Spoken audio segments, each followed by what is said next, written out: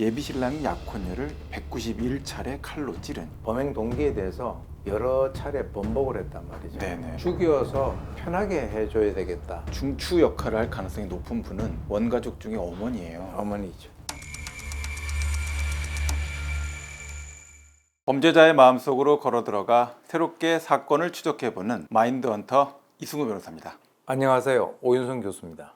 다정하게만 보이는 예비부부, 그 두 사람 사이에서 끔찍한 살인사건이 발생했지 않습니까? 네. 예비신랑이 약혼녀를 191차례 칼로 찌른. 줄넘기를 넘겨도 191회 돌릴 때 어깨가 뻐근할 정도로 힘든 그런, 또 시간도 좀 많이 들어가야 되는 그런 상황이었을 텐데, 이 사안 진행의 어떤 특수성 같은 것들이 어떤 부분들을 좀 볼 수 있을까요? 우리가 이제 이 사건과 관련돼서 시간대별로 한번 볼 필요가 있는데요. 사건이 발생한 것이 그 당시에 2023년 7월 24일 점심때였어요. 예. 직장과 이 주거지가 7분 정도예요. 네네. 40분 정도의 식사를 끝내고 조금 쉬다가 40분에 바로 이제 그 사무실을 나갑니다. 네네. 사무실 나가서 47분 정도에 도착을 해요. 예. 50분 정도에 이제 엘리베이터를 타고 가는 게 다 찍힙니다.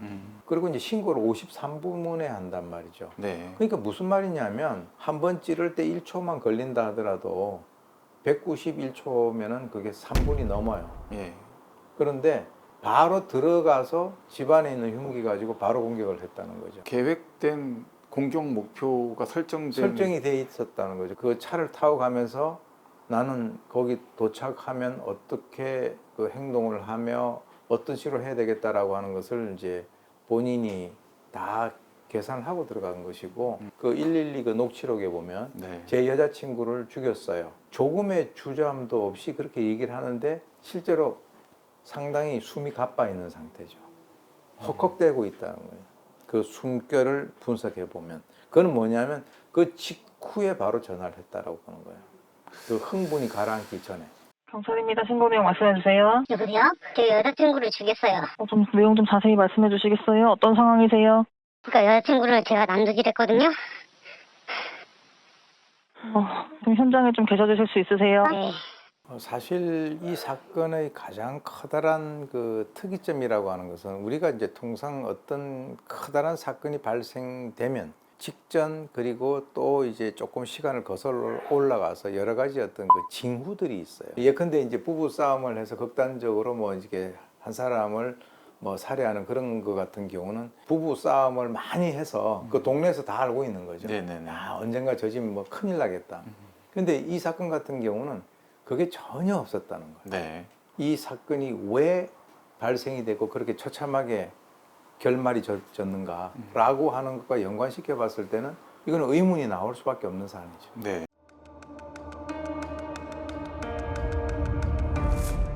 일심 재판 당시 검찰에서 사형 구형을 하지는 않고 징역 25년 하고 전자발찌 구형만 했었고, 네. 재판부에서도 17년만 선고를 했단 말입니다. 예.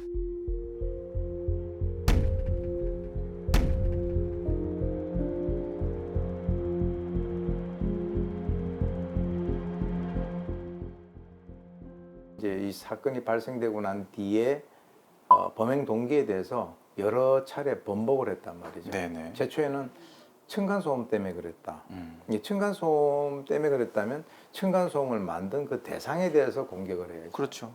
또 하나 이제 논리적인 뒷받침이 되지 않는 것 중에 하나가, 이미 층간소음의 대상자는 일주일 전에 이사를 갔다고요. 네네. 자, 그러면 본인이 이제 범행 동기를 얘기하는데 논리적으로 맞지 않는 얘기를 한다는 것은 원래 범행 동기가 있는데 그것을 밝히고 싶지 않다라고 하는 의미로 우리가 해석을 할 수 있죠. 예. 또 뭐라고 얘기를 했냐면, 여성이 자기에 대해서 정신지체냐 뭐 이런 식으로 얘기를 해서 네. 격분해서 자기가 살해를 했다. 근데 이제 그것도 논리적으로 말이 안 되는 것이, 이 여성 같은 경우는 당뇨 일형으로 본인이 여러 가지 어떤 그 신체적인 그 어려움을 겪고 있는 사람이고, 네네. 또 이제 그 이 여성의 어머니나 또 주위 사람들의 그 진술을 들어보게 된다면 본인 스스로가 평생 그 당뇨 때문에 그 인슐린 주사를 갖다가 맞아야 되는 그런 상황인데, 그런 얘기를 갖다가 한 번도 한 걸 들어본 적이 없다는 거죠. 가해자가 뭔가 자기가 얘기하고 싶지 않는 그 범행 동기를 네. 감추기 위해서 여러 차례 범행 동기를 번복을 하면서 제시를 하는 것이 아닌가라는 생각이 드는데, 이제 거기서 우리가 조금 그 주목을 해야 될 것이, 법무부에서 이제 그 심리를 분석을 하기 위해서 네네. 상담을 하는 네. 그런 전문가이 있는데, 그 사람이 한 얘기 중에서 아주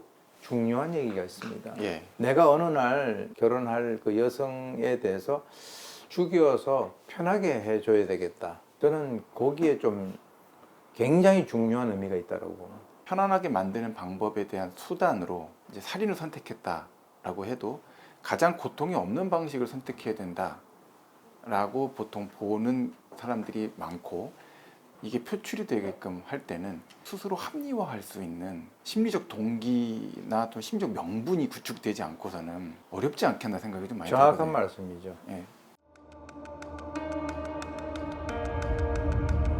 처음에 이제 이 결혼을 하는 것을 결정하기 전에 사귈 때 네네. 피해자의 어머니가 네네. 미리 쐐기를 박았어요. 예.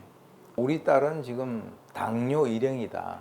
당뇨 일형은 이제 태어날 때부터 당뇨를 앓는 그런 상황인데, 그럼 평생 인슐린 주사를 갖다가 맞고 해야 되는 그런 사안이니까 정상적인 어떤 생활을 하기가 어렵다라고 얘기를 했음에도 불구하고 제가 그걸 다 보담아 줄 수 있다, 이렇게 얘기를 했기 때문에 주변에 있는 사람들에게는 굉장히 좋은 인상을 주고, 또 뭐 친구들한테도 저 사람은 정말 괜찮은 사람이다. 네. 어떻게 저렇게 순애보 같은 사랑을 할 수 있을까?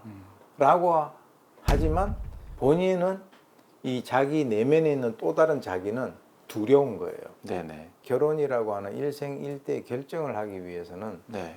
굉장히 그 고도의 스트레스를 고도의 주죠. 스트레스를 주는 거죠. 네. 제가 봤을 때는 이 남성의 그 행동에 영향을 줬던 굉장히 중요한 그 요소가 결혼이라고 저는 봐요. 네네. 도망가는 신부들도 있고 신랑도 있지 않습니까? 실제로 약속했던 스스로의 족쇄로부터 벗어나기 위한 행동으로 선택했다라고 한다면 자신의 삶에 대한 계산을 다 해봤어야 되지 않을까요?